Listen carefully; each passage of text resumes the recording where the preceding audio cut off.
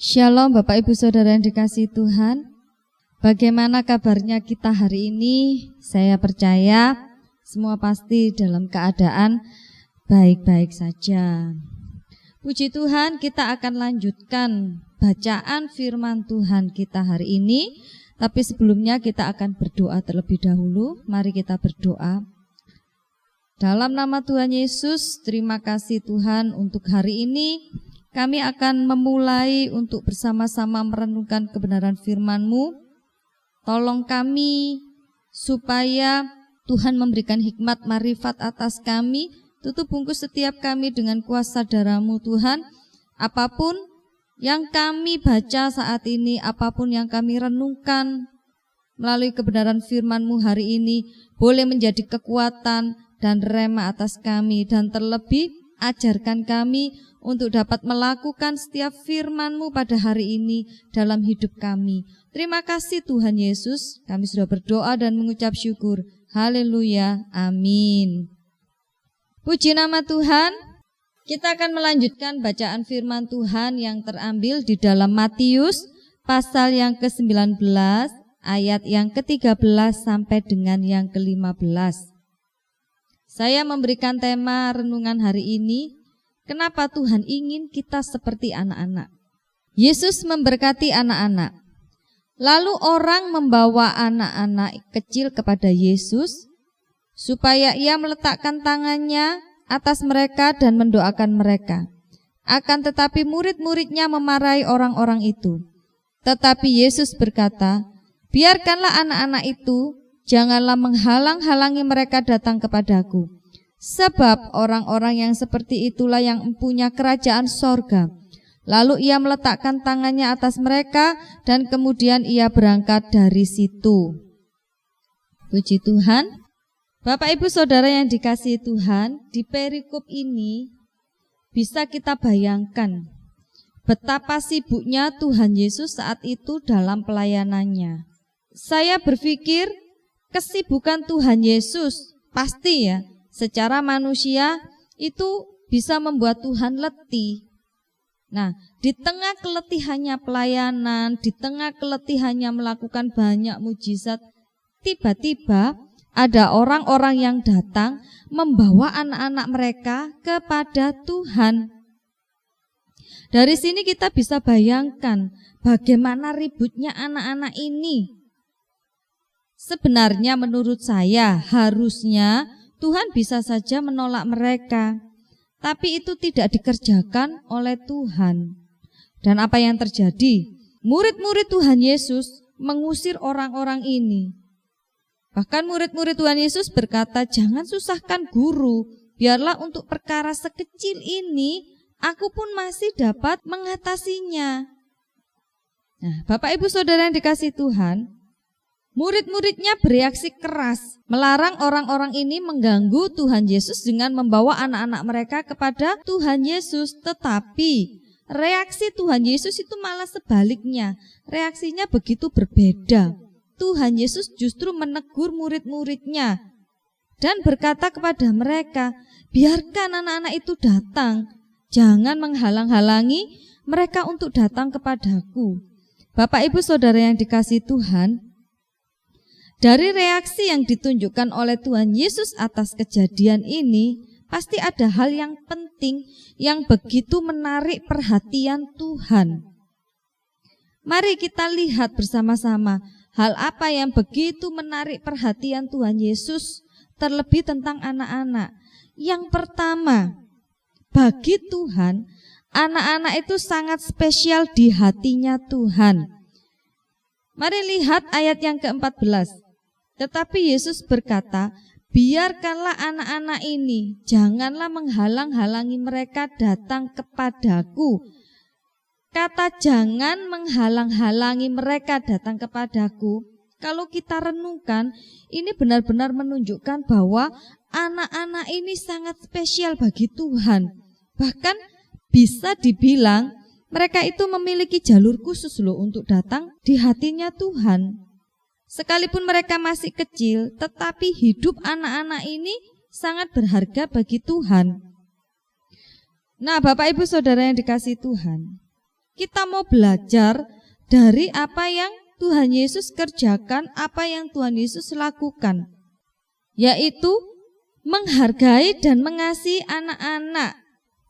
Maka dari itu, berhenti menyakiti hati mereka, berhenti mengumpat, bahkan mengutuk anak-anak, entah itu anak kita sendiri atau mungkin kalau kita sebagai pengajar yang Tuhan percayakan untuk mengajar anak-anak kecil, berhenti mengatakan hal yang tidak benar, hal yang kurang baik bagi anak-anak. Karena semua anak bagi Tuhan itu sangat spesial. Mungkin bagi Anda dan saya atau siapa saja yang dipercayakan melayani anak-anak, kerjakan pelayanan itu dengan segenap hati. Tanamkan kepada mereka dasar firman Tuhan yang benar. Tanamkan kepada anak-anak ini karakter Kristus di dalam hidup mereka. Kenapa kita harus melakukan ini?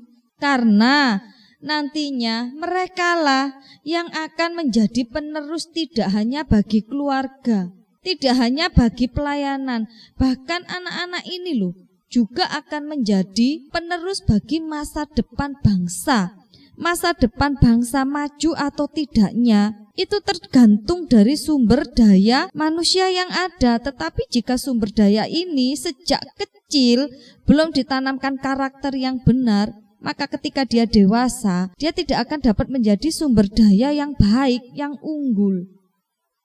Jadi Bapak Ibu Saudara dikasihi Tuhan, mari kita mulai tanamkan hal yang benar di dalam diri anak-anak kita. Apa yang kita tabur hari ini untuk mereka, itulah yang akan kita tuai nantinya. Ketika kita menabur selalu pahit hati di dalam diri mereka, maka karakter mereka akan dibentuk menjadi orang yang keras, orang yang tidak bisa mengampuni, bahkan mungkin karakter mereka buruk. Itu yang akan kita tuai ketika kita menabur hal-hal yang menyakitkan bagi anak. Tetapi sebaliknya, jika kita menabur hal yang benar kepada anak-anak ini, saya percaya kita akan menuai karakter yang benar di dalam diri setiap anak-anak yang Tuhan percayakan atas kita. Kalau anak-anak mendapat perhatian yang cukup, saya percaya kita akan memiliki generasi yang kuat di dalam hidup ini, generasi yang kuat untuk bangsa ini, generasi yang kuat untuk gereja di mana kita sedang bergereja saat ini.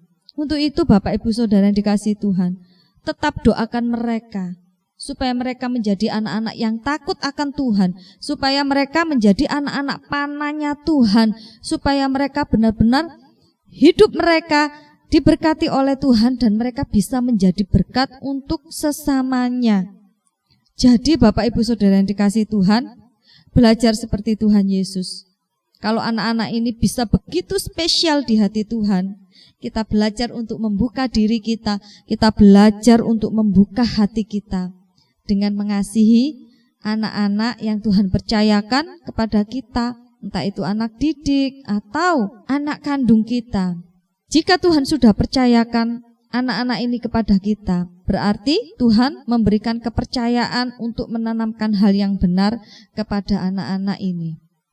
Yang kedua, apa yang membuat Tuhan begitu tertarik kepada anak-anak, yang membuat hati Tuhan benar-benar terbuka bagi anak-anak? Karena Tuhan sangat menghargai anak-anak. Tuhan tidak pernah memandang rendah anak-anak. Perhatikan ayat yang ke-13. Akan tetapi murid-muridnya memarahi orang-orang itu. Jadi murid-muridnya memarahi orang-orang ini karena membawa anak-anak datang kepada Tuhan, karena pikir murid-muridnya, anak-anak ini siapa sih? Pasti ujung-ujungnya dia akan mengganggu pelayanan dari Tuhan Yesus. Apa yang dikerjakan atau dilakukan murid-murid ini, terkadang kita masih jumpai ini terjadi, entah di dalam gereja atau dimanapun kita berada. Saya juga pernah menjumpai gereja-gereja yang masih kurang dalam memberi perhatian terhadap pelayanan anak. Mungkin pikirnya, hanya anak-anak, mungkin lebih penting untuk pelayanan umum, lebih penting untuk pelayanan orang-orang dewasa. Tetapi Bapak Ibu Saudara yang dikasihi Tuhan, saya katakan stop berpikir seperti itu. Justru menurut saya secara pribadi, dari anak-anak inilah generasi suatu gereja akan terbentuk. Ketika kita memberikan penghargaan untuk anak-anak ini, ketika kita benar-benar menghargai pelayanan anak dengan segenap hati, memberikan sesuatu yang berarti buat anak-anak, memberikan pengajaran-pengajaran firman yang benar bagi anak-anak. Saya percaya anak-anak ini akan menjadi generasi penerus di dalam gereja, sehingga suatu gereja akan tetap bisa berdiri teguh, berdiri dengan baik. Jangan sampai ketika Tuhan percayakan pelayanan anak-anak, kita terus berpikir cuman anak-anak saja. Kalau kita sampai berpikir seperti itu, berarti sadar tidak sadar kita telah memandang rendah anak-anak. Padahal anak-anak ini juga sangat berharga bagi Tuhan. Banyak orang yang menyebut dirinya sebagai guru sekolah minggu, tapi anehnya ketika Tuhan percayakan untuk membawa firman Tuhan di sekolah minggu atau memimpin pujian saja, untuk melakukan persiapan saja, hanya anak-anak. Oke, enggak apa-apa, saya akan baca sekilas-kilas. Tidak seperti itu Bapak Ibu. Ketika kita benar-benar bertanggung jawab, kita menghargai jiwa anak-anak ini, kita rindu menanamkan sesuatu yang benar. Sekalipun hanya pelayanan pujian atau firman Tuhan di anak-anak, itu perlu persiapan. Karena apa? Apa yang didengar oleh anak-anak, itulah yang tertanam di dalam pikiran mereka.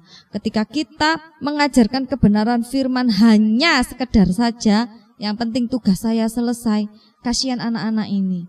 Mereka benar-benar membutuhkan satu pengajaran yang benar, satu pengajaran yang dapat menjadi rema untuk masa depan mereka. Tuhan saja sangat menghargai anak-anak.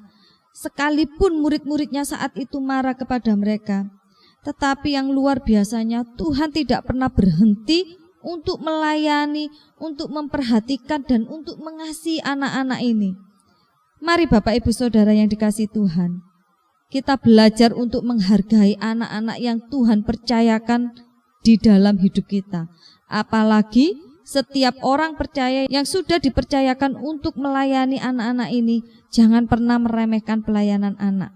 Tanpa anak, suatu gereja tidak akan bisa berkembang, bahkan bertahan untuk tetap berdiri. Yang ketiga, apa yang begitu menarik perhatian Tuhan Yesus tentang anak-anak?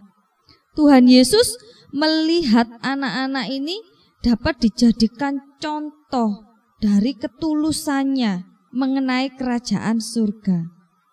Kita lihat pada ayat yang ke-14, biarkanlah anak-anak ini, janganlah menghalang-halangi mereka datang kepadaku, sebab orang yang seperti itulah yang mempunyai kerajaan surga.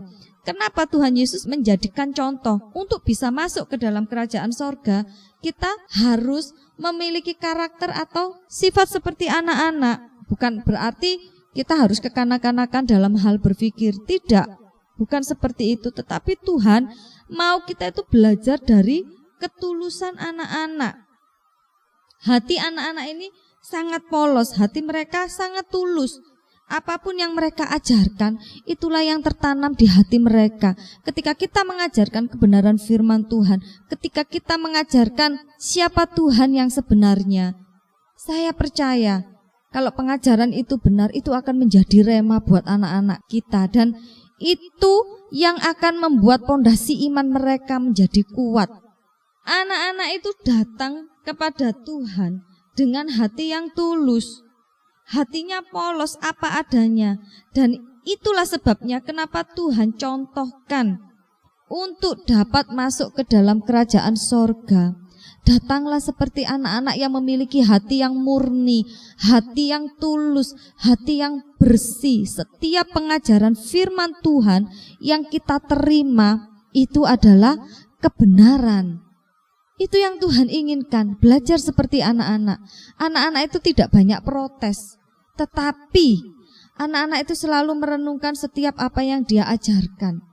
Sama halnya dengan kita. ketika Tuhan mengajarkan iman, ketika Tuhan mengajarkan kita untuk tetap percaya, ketika Tuhan mengajarkan kita bahwa tidak ada jalan keselamatan selain melalui Tuhan Yesus Kristus. Ketika kita memiliki hati yang tulus seperti anak-anak, kita akan menerima pengajaran itu sebagai sesuatu yang berharga, sesuatu yang begitu mulia. Kita akan dengan rasa bersyukur. Hanya karena anugerah Tuhan, kita bisa memperoleh keselamatan dan hidup yang kekal. Dan untuk bisa sampai ke tahap ini, itulah diperlukan hati yang benar-benar mengasihi Tuhan, hati yang benar-benar tulus kepada Tuhan, hati yang benar-benar terbuka kepada Tuhan untuk mau dibentuk. Jadi Bapak Ibu Saudara yang dikasihi Tuhan, itulah 3 hal yang membuat kenapa anak-anak itu begitu menarik bagi Tuhan, dan kenapa Tuhan ingin kita itu seperti anak-anak. Yang pertama, karena anak-anak spesial di hati Tuhan. Sama halnya dengan hidup kita. Kalau kita benar-benar mau menerima dan terbuka kepada Tuhan, bahwa Tuhan adalah juru selamat satu-satunya di dalam hidup kita. Jadi hal yang membuat Tuhan benar-benar begitu tertarik kepada anak-anak. Yang pertama adalah karena anak-anak sangat spesial di hati Tuhan. Jadi mulai hari ini Bapak Ibu Saudara dikasih Tuhan, tanamkan kepada anak-anak kita dasar firman Tuhan yang benar. Tanamkan kepada mereka bagaimana memiliki karakter Kristus.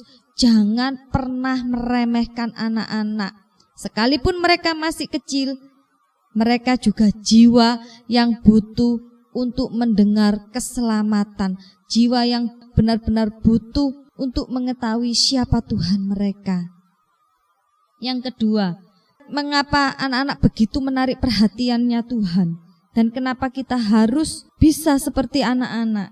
Karena Tuhan sangat menghargai anak-anak. Tuhan tidak pernah memandang rendah mereka. Apapun keadaan anak-anak, bagi Tuhan mereka tetap spesial. Jadi tugas kita adalah kita mau meneladani Tuhan, yaitu menghargai anak-anak. Setiap pelayanan apapun yang Tuhan percayakan atas hidup kita, terlebih pelayanan anak, kerjakan itu dengan maksimal, kerjakan itu dengan baik. Hargai anak-anak sebagai jiwa yang juga punya hak untuk mendengarkan kabar keselamatan. Yang ketiga, kenapa Tuhan begitu tertarik kepada anak-anak, bahkan mencontohkan anak-anak, bahwa hanya anak-anak yang kalau kita bisa seperti anak-anak, kita akan masuk dalam kerajaan surga. Karena ketulusan anak-anaklah yang akan membawa mereka untuk lebih dekat kepada Tuhan. Ketulusan hati mereka lah yang membawa mereka untuk benar-benar mengasihi Tuhan, untuk benar-benar mempercayakan hidup mereka kepada Tuhan. Untuk lebih lagi mereka percaya bahwa hanya Tuhanlah satu-satunya Tuhan dan juru selamat mereka secara pribadi. Jadi, miliki hati yang tulus seperti hati seorang anak. Kalau kita mau benar-benar dibentuk oleh Tuhan, tanggalkan semua keegoisan kita, tanggalkan semua kesombongan kita, tanggalkan semua hal-hal yang bersifat keduniawian. Tetapi kita mau belajar melakukan apa yang Tuhan inginkan. Dengan catatan, ketika kita mau belajar untuk melakukan apa yang Tuhan mau dalam hidup kita, mengasihi, mengampuni, dan banyak hal lagi, kerjakan itu dengan tulus.